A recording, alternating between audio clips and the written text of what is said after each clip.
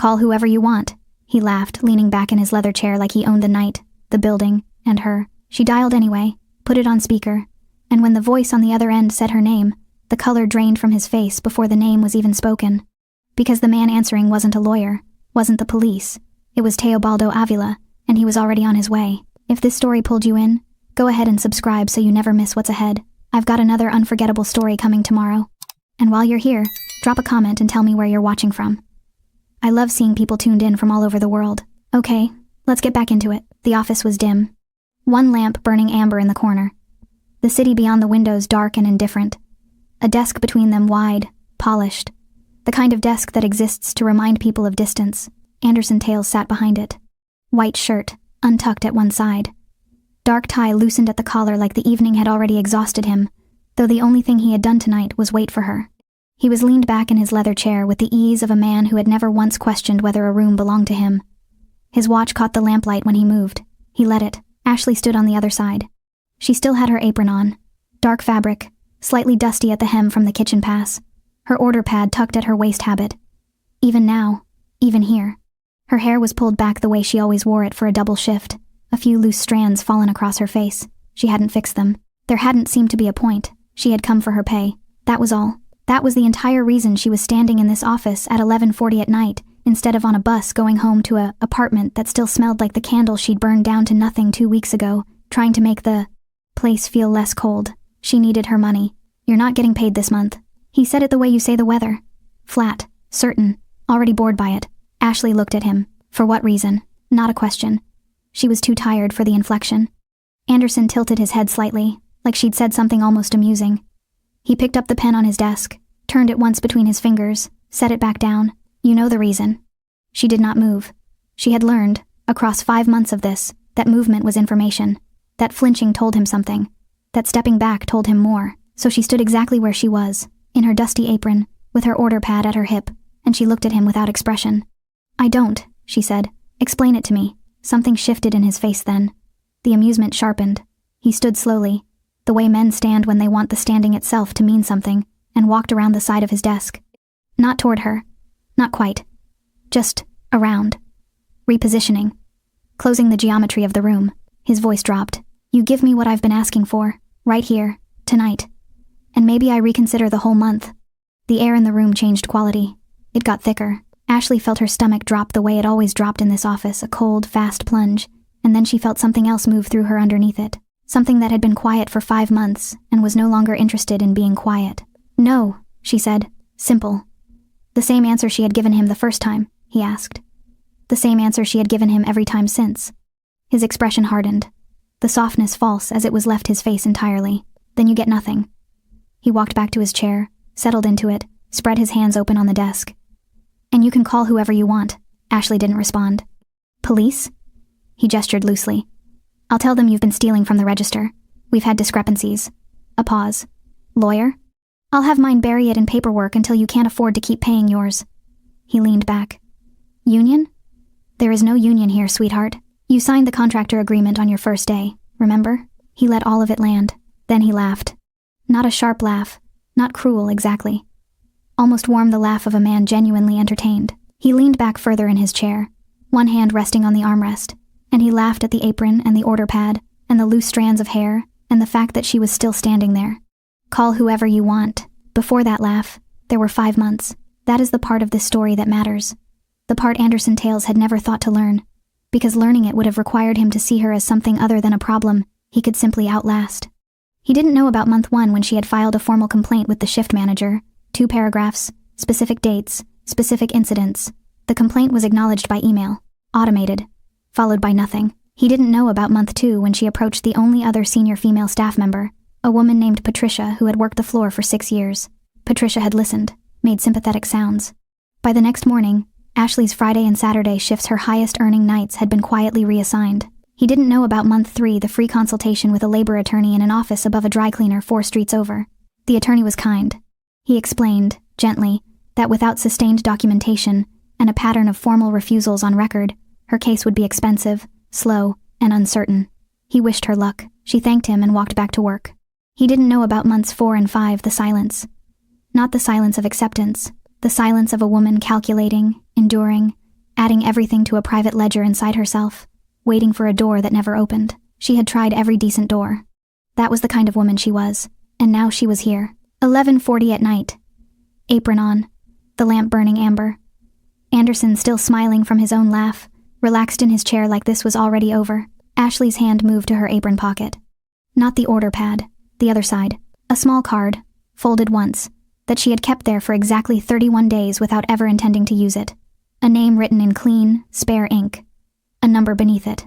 And below that, one quiet line she had read so many times the fold had started to soften. If anyone ever makes you unsafe, call me. Her thumb found the edge of it. Anderson watched her reach for her phone, and felt the particular pleasure of a man who is certain of the ending. He did not know about the card. He did not know about the man. He did not know that 31 days earlier, in this same restaurant, a pair of calm, dark eyes had watched him watch her across the dining room, and had already taken note. Ashley dialed. Anderson laughed again. Softer this time, shaking his head like she was a child doing something endearingly foolish. The call connected. One word came through. Her name. That was all just her name. But the voice that carried it was so controlled, so utterly unhurried, that the laugh died in Anderson's throat before he even understood why. 8 months earlier, Ashley Cole almost didn't take the job. She had stood outside Tails and Ember for 4 minutes before walking in. She remembered because she had counted. The kind of counting you do when your body knows something your mind hasn't admitted yet. The restaurant looked expensive from the outside. Warm lighting behind tall windows. The kind of place where the menu had no prices on the version they handed women. She had needed that not to matter. So she straightened her collar, picked up her bag, and walked through the door. The interview lasted 11 minutes. A woman from HR named Donna, efficient and pleasant, explained the contractor terms, the shift structure, the dress code, plain shirt, dark apron, hair back. She slid the paperwork across, and Ashley signed where indicated without asking too many questions, because she had learned, by then, that asking too many questions in an interview was how you lost jobs you needed. She needed this one. The numbers were simple and brutal. 3 months behind on rent. Her mother's prescription costs had doubled since the insurance lapsed. Her younger sister, Renee, was in her second year of community college on a schedule that only worked if Ashley kept covering the gap. The figures did not leave room for pride about which door she walked through. Donna shook her hand and said, "You can start Thursday." Ashley smiled and said, "Thank you. I'll be here." She was. 30 minutes early. She was good at the work. That was never the question. Ashley had been waitressing on and off since she was 19. She knew how to read a table, how to time a refill before the glass looked empty, how to be warm without being familiar. She learned the menu in 2 days. She learned the kitchen staff's rhythms in 4. By her second week, the regulars were asking for her section. The other servers noticed. Most of them nodded with something close to respect. A few, the ones who had been there long enough to know certain things, watched her a little more carefully, not with jealousy, with something quieter than that. A woman named Gloria, mid-40s, had worked the floor for 3 years, had pulled her aside one afternoon near the staff lockers, not dramatically, just paused beside her and said, low, while folding her apron, "Keep your shifts professional. Don't stay after close if you can help it, and if he asks you to come to the office, find a reason not to." Ashley had looked at her. "He?" she said. Gloria glanced once toward the hallway that led to management, then back. "Just keep it in mind," she said, and walked away. Ashley had filed it somewhere and kept working. She saw Anderson Tails properly for the first time at the end of her first week. He came through the dining room on a Thursday evening not to greet customers, not to manage anything visible, just moving through the space the way owners move through spaces they consider extensions of themselves. Dark trousers. White shirt with the collar open, 1 button too many for a man his age. A watch that picked up light from every direction. He was handsome in the way that certain men are handsome when they have money, not genuinely, but convincingly. He paused at the edge of her section. She was clearing a foretop. She felt the pause before she saw it. The particular quality of being watched, not glanced at. Watched landed on the back of her neck like a change in temperature. She looked up. He smiled. "Easy. Practiced. New?" he said. "Yes, Ashley. Started Thursday." "I know." Still smiling. "You're doing well." She thanked him and went back to clearing the table. She told herself it was nothing. Owners noticed new staff. That was normal. The smile was just managerial. The pause was just assessment. She told herself these things and mostly believed them. By the end of the second week, she stopped believing. It started small. The way these things always start small. Small enough that when you try to describe them to someone later, you can hear yourself sounding uncertain, unreliable, like maybe you misread it. A hand on her shoulder that stayed 2 seconds too long. "You look tired today. You should rest better. I worry about my staff." A request to stay 15 minutes after her shift to go over feedback. Feedback that turned out to be him sitting on the edge of his desk, telling her she had natural warmth, and that the restaurant needed more of it. The first time he asked her to stay late privately, she said she had somewhere to be. She didn't have anywhere to be. She went home and sat in her kitchen and ate cereal and stared at the far wall. The second time, she said she wasn't feeling well. The third time, she looked him directly in the eye and said, calmly, that she preferred to keep things professional. The smile didn't waver. He nodded like she'd said something reasonable and walked away. The following Monday, her weekend shifts disappeared from the schedule. No explanation. No conversation.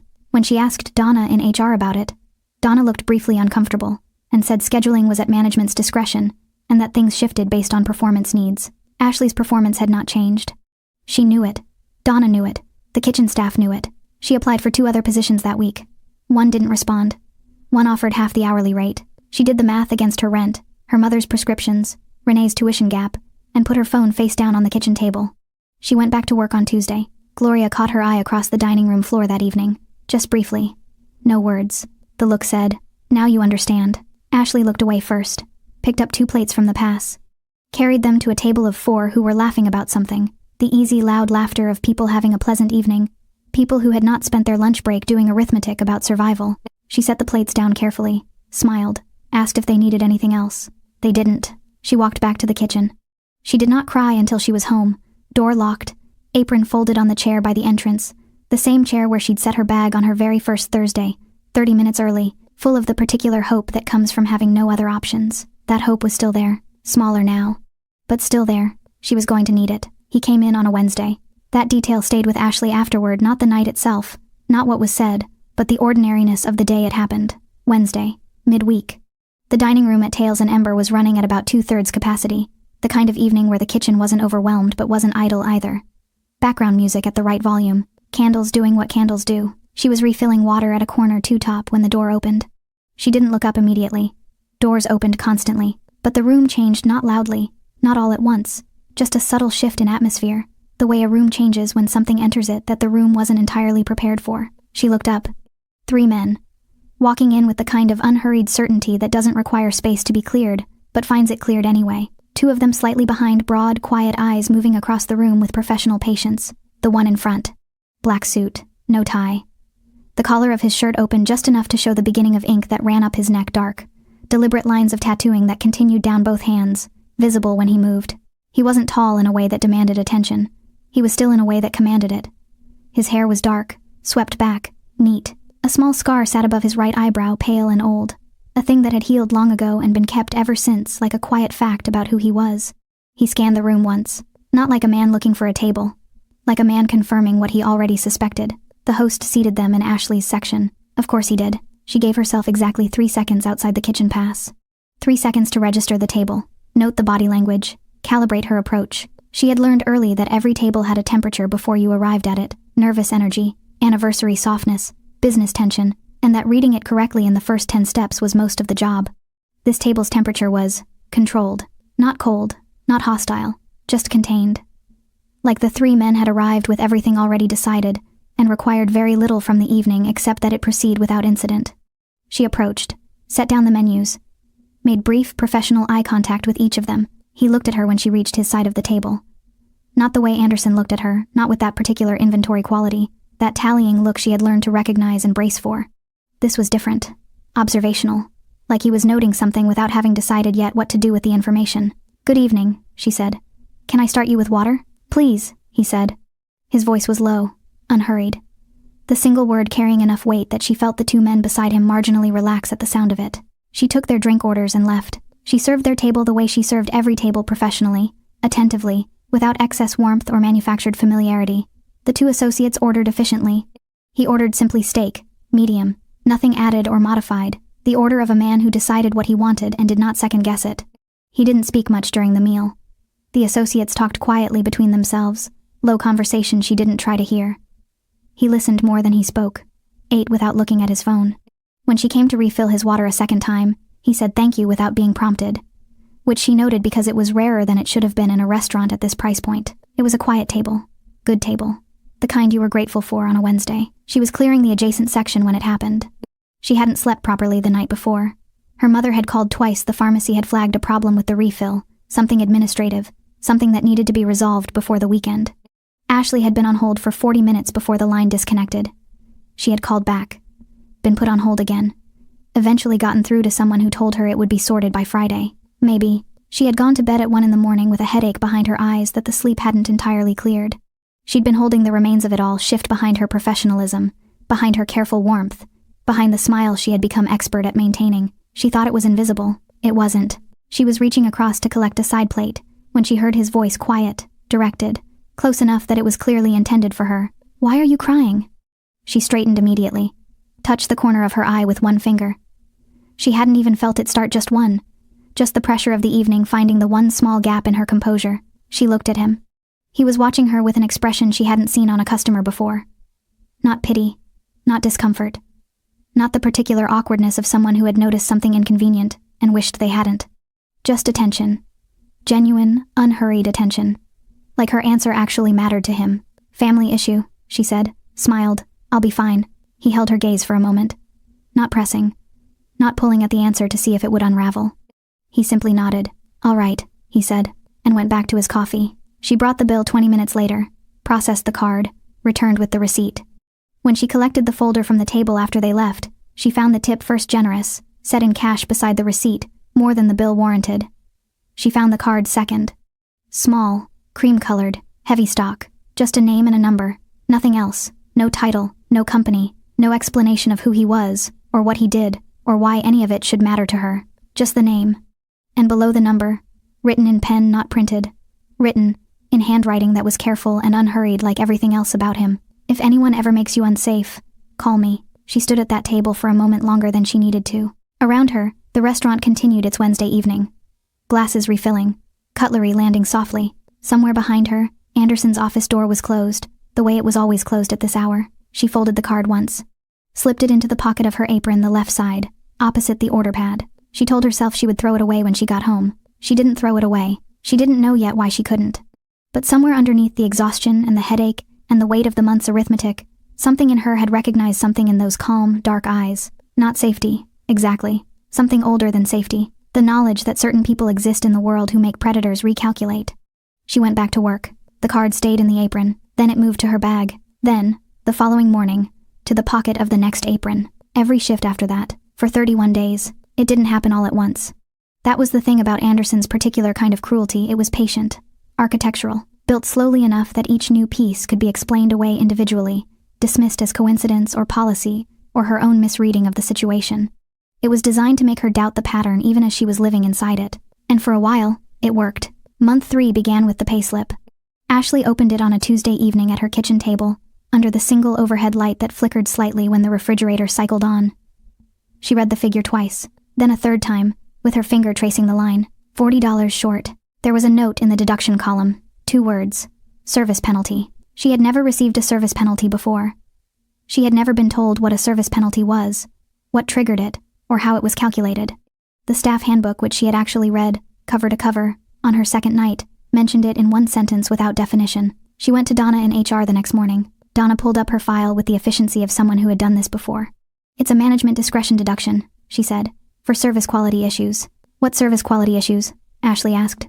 "I've had no complaints." "It's at management's discretion," Donna said again, gently, apologetically, in the way of someone who understood exactly what was happening and had also decided, a long time ago, that understanding it was the limit of what they were prepared to do. Ashley thanked her and left. The following month, the deduction was $60. The month after that, it was $90. The shift reductions came next. By month 4, she had lost her 2 weekend evening slots, her highest earning shifts, and gained 2 Tuesday lunches in their place. The math was not subtle. Weekend evenings at Tails and Ember meant business clientele, larger tables, longer sittings, generous tips from people loosened by good wine and good moods. Tuesday lunches meant quick turnovers, modest bills, and the particular frugality of people spending their own money rather than their company's. Her monthly take-home dropped by nearly a third. She adjusted. Quietly, the way she had been adjusting her entire adult life, moving things around, cutting other things out, finding the smaller version of every expense. She stopped buying the good coffee. She walked instead of taking the bus on the shorter routes. She moved her mother's prescription pickup to the cheaper pharmacy across town, the one that required 2 trains and an extra 40 minutes each way. Renee called one evening and asked if she was okay. I'm fine, Ashley said. Just a slow month. You sound tired. I'm always tired. I'm a waitress. Renee laughed. Ashley laughed with her. After they hung up, she sat in the quiet of her apartment for a long time without moving. The public humiliation was the part she hadn't anticipated. The salary cuts she could track. The shift reductions she could document. But this was shapeless, harder to hold, designed specifically to be dismissed as management. It began with small corrections made loudly. Anderson passing through her section during service, and pausing to rearrange a placement she had already set correctly, not because it was wrong, but because the pause itself sent a message to anyone watching. Then, customers being quietly redirected. She would greet a table, take their drink order, disappear to the kitchen, and return to find them transferred to another server. No explanation offered to her. If the customers noticed, they said nothing. She was left holding a water jug in the middle of a dining room, recalibrating. Then, the whisper campaign. She became aware of it the way you become aware of a smell gradually, then all at once. A regular who had always requested her section suddenly didn't. A table of 4, who had left glowing reviews of her service, stopped coming in entirely. One evening, she overheard a fragment of conversation between the host and a waiting party. Something about Ashley being difficult, and the word landed in her chest like a stone. Difficult. She had never raised her voice, never argued publicly, never done anything except refuse, quietly and repeatedly, the thing he had asked for. But difficulty, she was learning, was not about behavior. It was about compliance, and she had not complied. Gloria found her in the staff room one evening in month 5. Ashley was sitting on the bench by the lockers, still in her apron, not doing anything, not on her phone, not eating, just sitting in the 10-minute gap before the evening rush with her hands in her lap and her eyes on the middle distance. Gloria sat beside her without asking. For a moment, neither of them spoke. You filed the complaint, Gloria said finally. Not a question. Month 2, Ashley said. Gloria nodded slowly. I filed one too.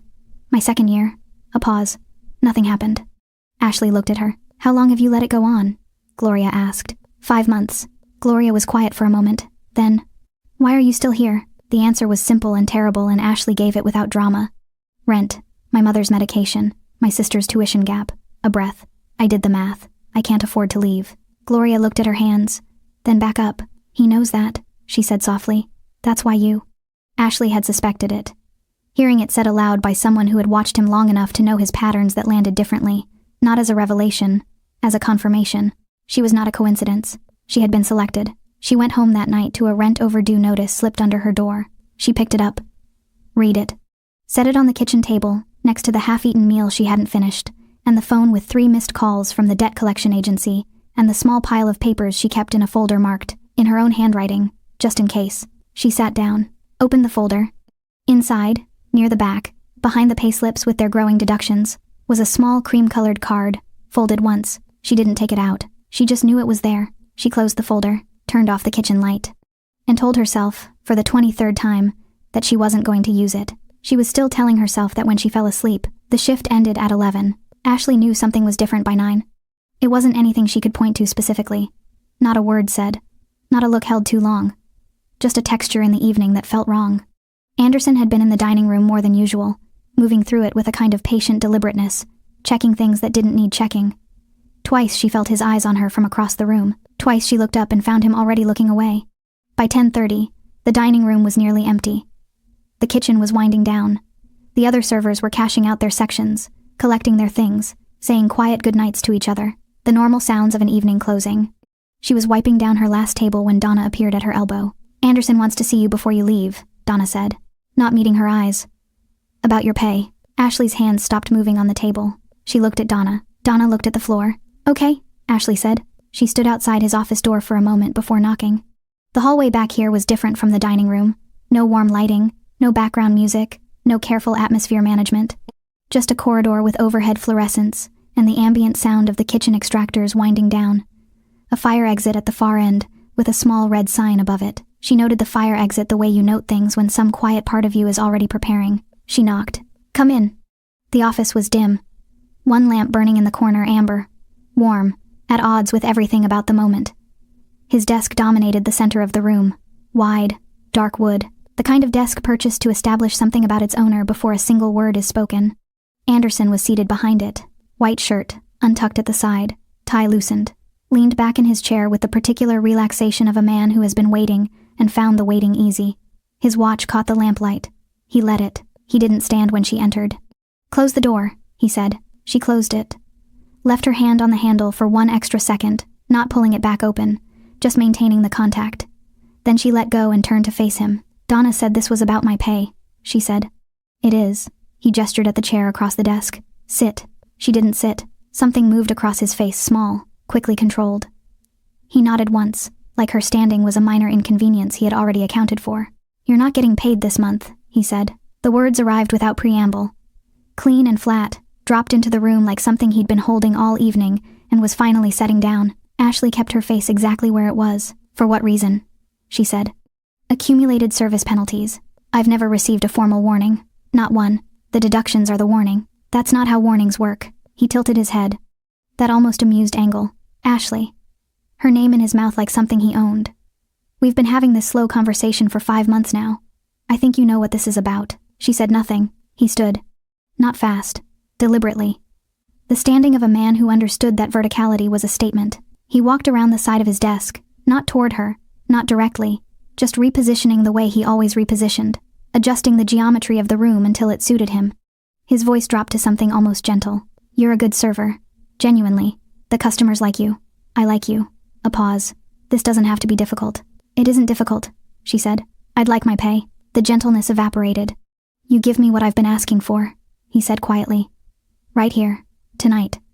And I reconsider the entire month. Maybe even the back months. The room contracted. Ashley felt her stomach drop that cold, familiar plunge, and beneath it, something else. Something that had been accumulating across 5 months of payslip deductions, and stolen shifts, and whispered words to customers, and HR non-answers and corridors with flickering lights. Something that had been quietly filling up like a cistern, patient and dark, waiting for the moment it had nowhere left to go. No, she said. One word. The same word she had given him every time before.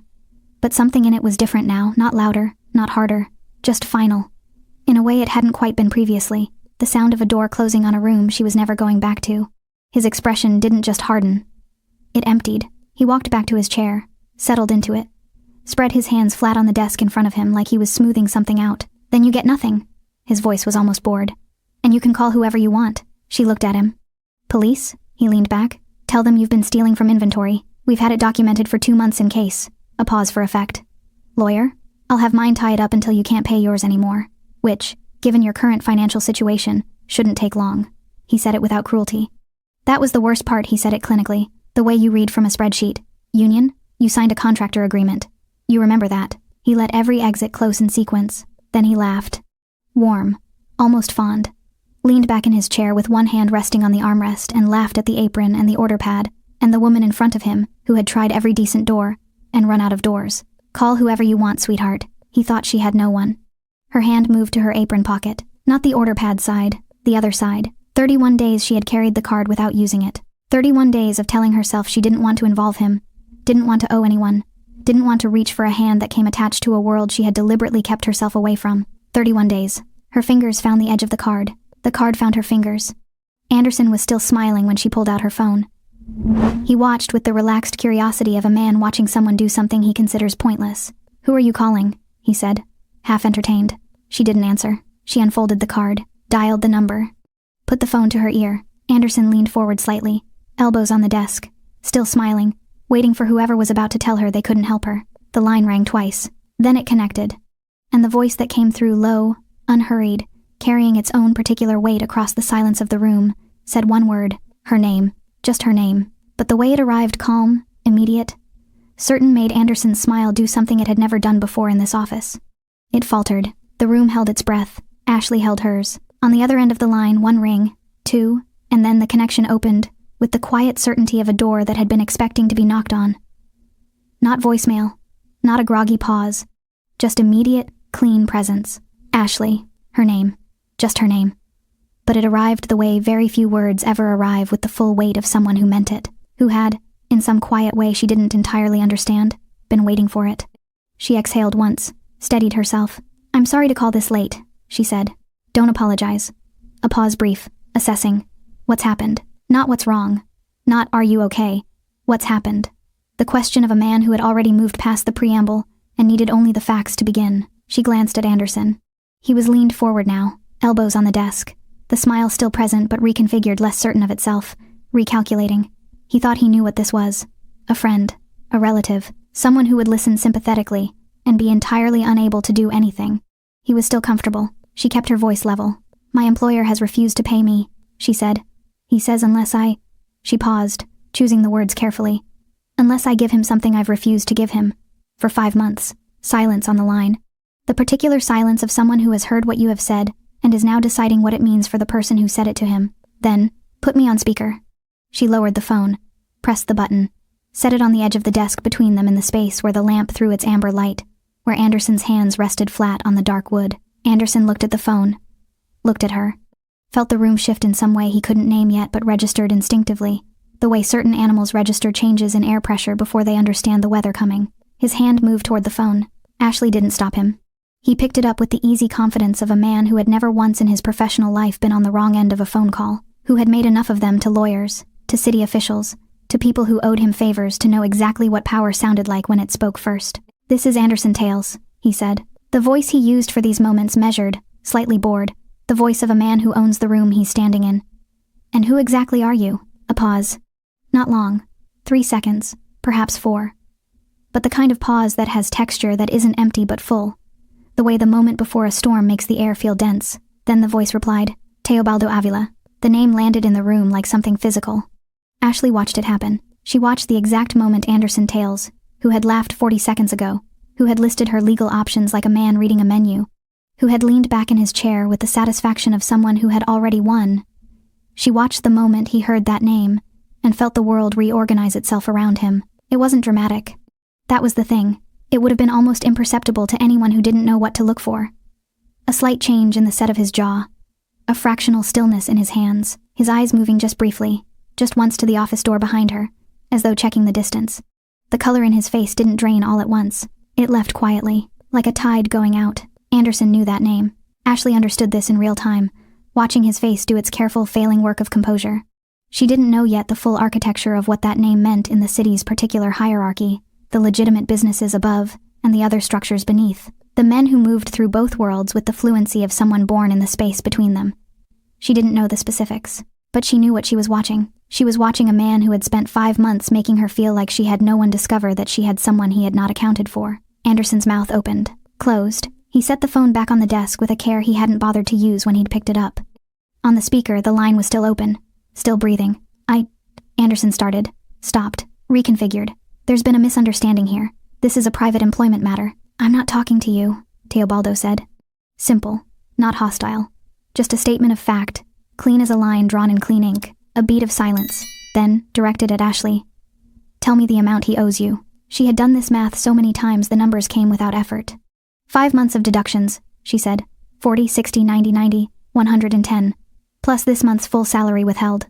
"And what is your monthly salary?" She told him. She heard nothing on the line for a moment. Just the ambient sound of wherever he was, a room, quiet, somewhere in the city, the low background texture of a night that had been going differently before this call arrived. "Is he in front of you now?" Teobaldo asked. "Yes." "Is the door closed?" "Yes." Another pause.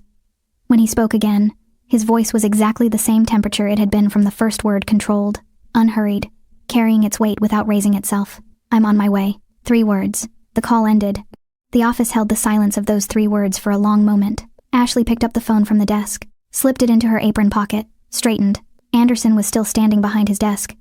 He hadn't moved since he'd set the phone down. His hands were still flat on the dark wood, and she could see now, for the first time across 5 months of this, that they were not entirely steady. He opened his mouth. She spoke first. "You should probably call your lawyer," she said quietly. "You said it would take time. You might want to start now." Anderson said nothing. She moved to the chair beside the door, not leaving, just repositioning, and sat down to wait. For the first time in 5 months, she was the one who was comfortable in this room, and Anderson Tales' loosened tie, expensive watch, leather chair stood behind his desk in the amber lamplight and understood, with the particular clarity of a man who has just heard 3 words spoken in a certain voice, that the ending he had been certain of 20 minutes ago was no longer the ending. Something was coming, and there was nothing left to do but wait for it. The clock on Anderson's office wall read 11:52. Ashley knew because she looked at it when she sat down. Then she stopped looking at it, because watching a clock in a room like this with a man like him standing behind his desk doing his quiet, failing work of composure felt like giving something away. She looked at her hands instead. They had stopped trembling somewhere between the end of the call and now.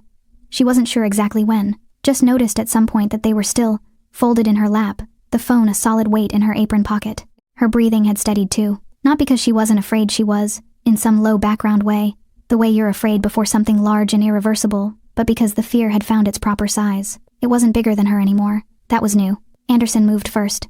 He walked to the window behind his desk, not to look at anything specific, just to put distance between himself and the center of the room. He stood with his back to her for a moment, hands in his pockets, looking out at the city lights below.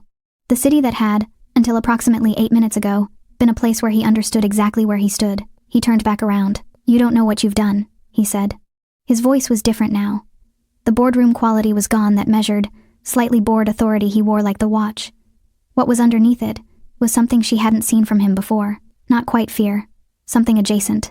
The particular unease of a man who has spent years operating in spaces where he controlled the information, and has suddenly discovered that someone else has been holding information he didn't know existed. Ashley looked at him calmly. "I made a phone call," she said. "You told me to." He started to say something, stopped, walked back to his desk, picked up his own phone, dialed, held it to his ear, waited. Whoever he was calling didn't answer. He set the phone face down on the desk and didn't try again. Outside the office, the restaurant was finishing its close. Ashley could hear it through the door, the particular sounds of an evening ending. Chairs being lifted onto tables. The kitchen extractor fans cycling off one by one.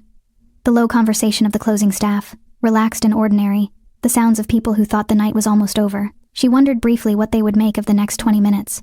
At 11:58, something changed in the corridor. She felt it before she heard it. A subtle shift in the ambient noise of the building, the way a crowd shifts when it becomes collectively aware of something without having been told. Voices dropping. Movement slowing. The particular hush of people who have noticed something and are deciding, all at once, whether to look. Then footsteps. The host's voice surprised, professionally attempting to manage the surprise. Then nothing. Anderson heard it too. He straightened behind his desk, adjusted his tie the first time all evening he'd touched it, and the gesture was so instinctive, so automatic, that she didn't think he was aware he'd done it. He squared his shoulders, reset his expression into something approaching authority. She watched him perform composure for an audience that hadn't arrived yet. Through the office door, muffled but unmistakable, the sound of the restaurant's front entrance opening. Not the soft pneumatic sigh it made during service when customers arrived in ones and twos. Something different. A more deliberate opening. The sound of a door held wide. Then, silence. The kind of silence that falls over a room when everyone in it has stopped what they were doing at the same moment. Ashley stood up from her chair. She didn't know why exactly. Some instinct, the same instinct that had kept her standing during this whole conversation when Anderson had gestured for her to sit. Some understanding that for what was about to happen, she did not want to be found sitting down. She moved to stand beside the door. Anderson watched her do it. Said nothing. Outside, the silence held for 3 seconds. Then she heard footsteps. Not rushed. That was the first thing. The pace was completely unhurried. The footfall of someone who had never in their adult life needed to move quickly to establish that they had arrived. Measured. Even. The sound of absolute certainty expressed through the simple act of walking. 2 sets of footsteps behind the first. Slightly heavier, slightly wider apart. The staff in the dining room, she could imagine them. Could picture Gloria by the server station, cloth in hand, motionless. The kitchen porter who always propped the pass door open at close, watching through the gap. The host at the front, having already run out of professional responses to whatever he had just witnessed pull up outside. She had been in this restaurant for 8 months. She had carried things in this building: plates, glasses, trays, the accumulated weight of 5 months of deliberate punishment, and she had carried all of it without letting it show, without asking for help, without making it anyone else's problem. Because making it anyone else's problem required a trust she had stopped extending to people she couldn't afford to be wrong about. She had been wrong to carry it alone. She understood that now. Standing beside the door of this amber-lit office, while a man she had given a single card to 31 days ago walked through her place of work, with the particular unhurry of someone who had decided, before he left wherever he had been tonight, exactly how this was going to go. She had not wanted to call him. That was still true. But standing here steadier than she had been in months, the trembling gone. Her breathing, even she understood something about that reluctance that she hadn't quite seen clearly before. She hadn't wanted to call him because calling him meant admitting the size of what had been done to her. Meant letting someone see the full shape of it. Meant accepting that endurance alone was not going to be enough. She had been confusing dignity with silence. They were not the same thing. The footsteps stopped outside the office door. Anderson straightened one final time, lifted his chin, arranged his face into the expression of a man who was in control of his own building. A single knock, not loud, not aggressive, just sufficient. Ashley looked at the door. Then at Anderson. Anderson looked at the door. His hand, the one resting on the desk, the one with the expensive watch, was not steady. The handle moved. The door opened slowly, not dramatically, not thrown wide, just opened with the same unhurried certainty that had characterized every footstep in the corridor, and then he was there. Teobaldo Avila, black suit, no tie, the collar of his shirt open at the throat, the ink of his tattoos visible along his neck and running down both hands, dark and deliberate against his skin. His hair was swept back, the small scar above his right eyebrow pale in the lamplight. His eyes moved across the room in one clean sweep, taking in the desk, the lamp, Anderson behind it, Ashley beside the door, and then settled. He didn't fill the doorway the way large men fill doorways. He simply made it clear, without any particular effort, that the doorway now belonged to him. 2 men behind him. Broad, quiet, standing slightly back, not threatening, not posturing, just present in the way that certain men are present when their presence itself is the message. Teobaldo stepped inside. His eyes found Ashley first. Not Anderson, not the desk, not the room. Are you hurt? He said. The question was so direct, so absent of any performance, that it took her a half-second to process it. Not, are you okay, the reflexive question people ask when they mean something vaguer? Are you hurt? Specific, medical. The question of someone who needed accurate information before proceeding. No, she said. He nodded once. Then, and only then, he looked at Anderson. Anderson had prepared something. She could see the remnants of it in his posture, the set of his jaw, the way his hands had been arranged on the desk to project ownership of the surface they rested on. He had spent the 15 minutes constructing a version of himself that could receive this visit with authority intact. It lasted approximately 4 seconds under Teobaldo's gaze. Mr. Avila. Anderson's voice came out almost right. Almost. I think there's been a significant misunderstanding here. This is an internal employment matter, and I'm not sure what Ashley has told you, but... Teobaldo raised one finger. Not a gesture of anger. Not a silencing slam on the desk or a step forward, or any of the theatrics that Anderson would have known how to respond to, because those were the theatrics of men operating at his level. Just one finger, raised slightly, with the economy of someone who has never needed more than that. Anderson stopped talking. The room went very quiet. Teobaldo walked to the chair across from Anderson's desk. The chair Ashley had refused to sit in and sat down in it, slowly. As though the evening had provided him exactly the amount of time he required, and he intended to use all of it. He looked at Anderson across the desk. She told me you owe her money, he said. 5 months of withheld salary plus this month in full. A pause. Is that accurate? Anderson's mouth worked. There were performance deductions that... I didn't ask about deductions. Teobaldo's voice didn't rise. It never rose.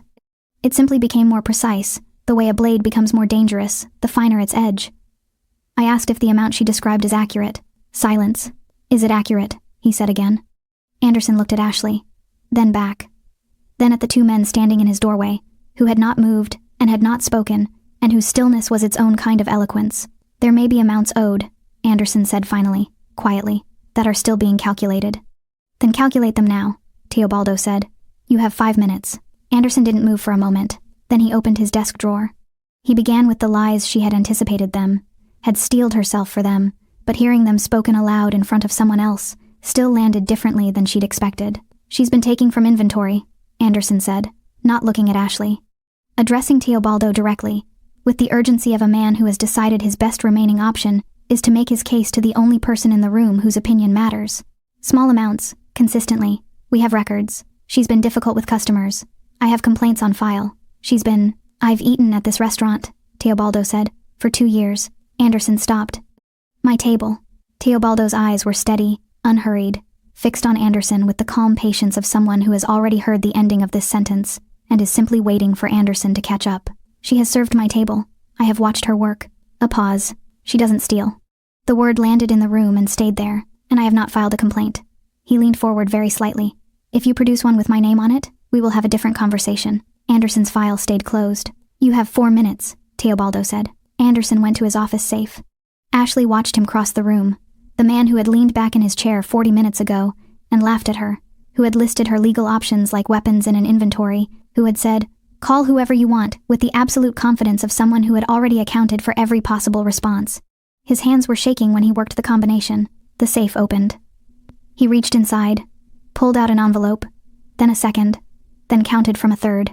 The room was so quiet that the sound of the counting was audible, the soft friction of bills being moved from one hand to another by fingers that couldn't quite hold their steadiness. He crossed back to the desk, set the envelope down. Teobaldo looked at it, then at Ashley. Count it, he said.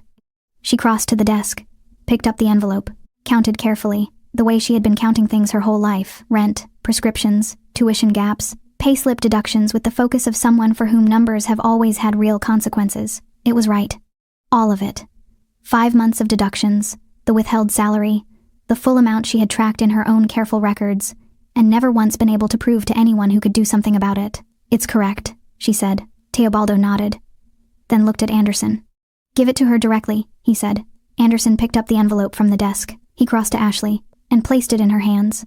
She had imagined this moment in the abstract, in the way you imagine things you've stopped letting yourself want too clearly, and she had imagined feeling something large. Triumph, maybe, or the particular release of something long held finally being set down. What she actually felt was quieter than that. Just right. The simple, clean sensation of a thing being as it should be. After a very long time of it being wrong, she held the envelope. Anderson could not look at her. Teobaldo stood. He buttoned the single button of his jacket unhurried, precise, and then looked at Anderson with an expression that wasn't anger, and wasn't satisfaction, and wasn't anything that could be simply named. "If I hear her name come out of your mouth," he said, "in any context, to any person, for any reason," he glanced briefly toward the office window, toward the dining room beyond it, "my men will be outside this building by morning, and it will not open." Anderson nodded rapidly. "Yes, of course, absolutely." Teobaldo looked at him for one moment longer, the look of a man filing something away, permanently, for future reference. Then he turned to Ashley. The shift in his expression was not dramatic, but it was real, a slight softening around the eyes, something that had been held in restraint releasing just enough to be visible. "You mistook her silence for weakness," he said. He wasn't talking to her, he was talking to Anderson, but he was looking at her when he said it. And something about being seen that clearly by someone who owed her nothing, who had come here at midnight in a black suit because she had finally, after 31 days and 5 months, and a lifetime of carrying things alone, made a single phone call. Something about that undid a small, carefully maintained knot somewhere in her chest. She didn't cry, but it was close. Teobaldo moved toward the door. Paused at the threshold. "Are you safe to get home?" he said, directed at her. Only her. "Yes," she said. He nodded, and walked out. The 2 men followed. The office door remained open behind them. Ashley stood in the amber lamplight, envelope in her hands, and listened to those unhurried footsteps move back through the dining room, through the silence of the staff, through the restaurant that had witnessed everything, and would remember all of it, and out through the front door. Anderson didn't speak. There was nothing left for him to say. The dining room was frozen. That was the only word for it: frozen. The way a frame freezes when a film stops mid-motion. Every person caught in the attitude of whatever they'd been doing, when the 3 black SUVs had pulled up outside, and the front door had opened, and the evening had become something else entirely. Gloria was by the server station, cloth in hand, the kitchen porter in the past doorway, the host behind his stand, professionally attempting an expression of normalcy and not quite reaching it. 2 customers who had stayed for a final drink sat very still at their corner table, watching. Teobaldo walked through all of it without acknowledging any of it, not dismissively, not coldly, just with the complete self-containment of someone who had decided what this evening was about before he arrived, and had no remaining attention for anything peripheral. He reached the front of the restaurant. Stopped, turned back to look at the room. His eyes moved across the staff, not threatening, not performing, just taking a slow, unhurried inventory of every face. The kind of look that says, "I have seen you. I will remember having seen you. Conduct yourselves accordingly." Nobody moved. Nobody spoke. Then he walked to the door and held it open. Ashley stepped through first. Outside, the night air was cold and clean, in a way the office hadn't been. 3 black SUVs idled at the curb, their engines a low, continuous sound. A 4th man stood near the lead vehicle. He straightened slightly when Teobaldo appeared, then relaxed when Teobaldo gave a small, almost imperceptible shake of his head. "Stand down," it resolved. The city moved around them, distant traffic, a siren somewhere northward, the ordinary, indifferent pulse of a night that had no idea what had just happened inside a restaurant on this block. Ashley stood on the pavement with the envelope in her hand. She was aware, suddenly, of how she must look. Apron still on. Order pad at her waist. Hair coming loose from the clip she'd put in 14 hours ago at the start of a double shift. The worn edges of the workday visible on every surface of her. She didn't try to fix any of it. Teobaldo stood beside her, looking out at the street. The lamplight from the restaurant window caught the ink along his hands, the pale line of the scar above his eyebrow.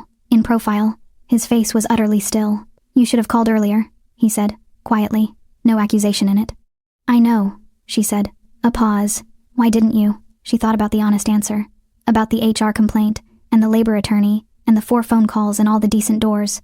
About the arithmetic of survival that had kept her in that building 5 months past the point where leaving would have been the rational choice. about the particular pride of a woman who has been handling things alone for so long that asking for help feels like a structural failure rather than a human right.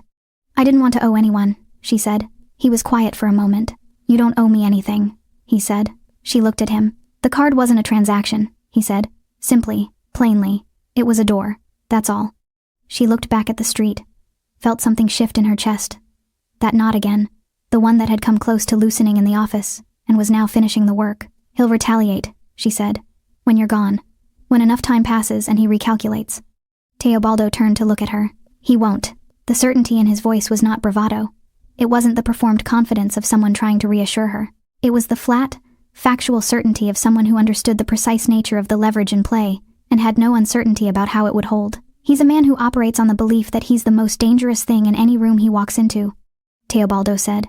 "He was wrong about that tonight. He knows it now." A pause. "Men like that don't retaliate against reminders of their own limits. They avoid them." Ashley absorbed that. Then, "What if he lies? Tells people I stole. Damages my reference." Teobaldo looked at her with something that was almost not quite, but almost a smile. Not warm exactly, just the expression of a man who finds a particular question straightforward. "Then I'll hear about it," he said. "And we'll have a different conversation with him." She believed him. That was the thing, she believed him completely. Not because he had performed certainty, but because everything about him, from the first moment he had walked into her section to the moment he had sat across from Anderson's desk, had been consistent. What he said and what he did occupied the same space. There was no gap between them. She had met very few people like that in her life. "There's a position," he said after a moment, "in one of my properties, legitimate front-of-house management. The woman running it is leaving at the end of the month." He paused. "It pays correctly. The owner doesn't visit after hours." Ashley looked at him. "Why?" she said. "Because you're good at the work," he said. "And you deserve to do it somewhere that doesn't cost you something every shift." She was quiet. Across 5 months, she had been offered nothing except the choice between compliance and punishment. The idea of something being offered simply because she had earned it without condition, without a cost she would discover later, sat in her chest, like something she had forgotten the shape of. "I'll think about it," she said. He nodded, as though that was exactly the right answer, as though he hadn't expected anything more immediate, and wouldn't have respected it if she'd given it. One of the SUV doors opened. His associate stepped out, stood at the vehicle's side. Teobaldo turned to leave. "Thank you," Ashley said. He paused, looked back at her once. "You carried that alone for 5 months," he said. "That took more strength than anything that happened in that office tonight." He walked to the vehicle, got in. The door closed. The 3 SUVs pulled away from the curb with the same unhurried certainty he brought to everything. No acceleration, no drama, just a smooth departure into the ordinary city night. Ashley stood on the pavement outside Tails and Ember. Apron on. Envelope in hand, the cold air sharp against her face. She thought about 5 months. About the payslips and the HR complaint, and the labor attorney and Gloria's look across the dining room floor. About the card in her apron pocket for 31 days. About the moment she had finally dialed and heard her own name, returned to her in a voice that made the room change. She thought about what he had said. "You carried that alone for 5 months. That took more strength than anything that happened in that office tonight." She had spent 5 months being told, in the architecture of every penalty and shift cut and closed door, that her endurance was weakness. That silence was surrender. That staying was desperation. It hadn't been any of those things.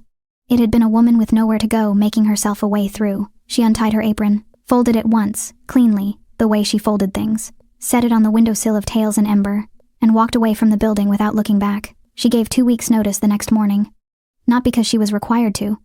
Not because she owed Anderson Tails anything resembling professional courtesy, but because she had decided, somewhere on the walk home the previous night, that she was going to leave this place the same way she had survived it on her own terms, with her own dignity intact, in a way that could never be reframed as flight. She typed the resignation letter at her kitchen table before the sun was properly up, kept it brief, professional, thanked the establishment for the opportunity, provided her end date.